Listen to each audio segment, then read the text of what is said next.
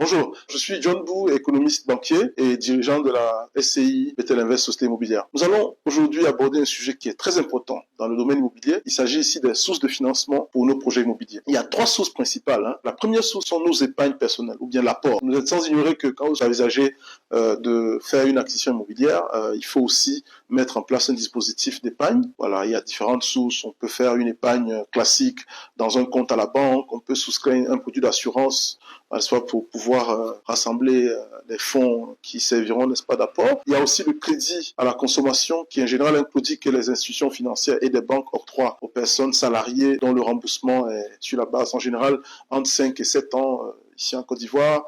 Et la source de remboursement, c'est bien sûr leur revenu salarial. Il y a le troisième volet qui est le crédit immobilier, qui sont aussi à la différence du crédit à la consommation où la source de remboursement est le salaire. Ici, on met en exergue le fait que la banque est propriétaire parce qu'ils prennent une hypothèque au premier rang du bien et le client, n'est-ce pas, il paye sur une longue période jusqu'à ce qu'il solde. C'est quand il solde vraiment qu'il devient propriétaire plein droit. Donc la différence en fonction de, n'est-ce pas, du coût, en fonction de notre salaire, il faut toujours se confier à un expert financier pour bien, n'est-ce pas, monter, structurer le deal. Voilà, pour une maison, si quelqu'un a un salaire très conséquent et qu'il peut octroyer un crédit à la consommation qui est aussi conséquent, c'est pas la peine de faire un crédit IMO parce que le crédit IMO, c'est vrai que c'est sur une longue période, mais le problème inconvénient est que vous n'êtes pas propriétaire plein droit, donc du coup, jusqu'à ce que vous soldez, et là, les taux d'intérêt sont légèrement plus élevés vu que les financements sont aussi plus longs. Donc c'est grosso modo les trois sources. Et le conseil, c'est il faut vraiment se référer à un expert pour bien, n'est-ce pas, vous guider, vous conseiller pour le montant.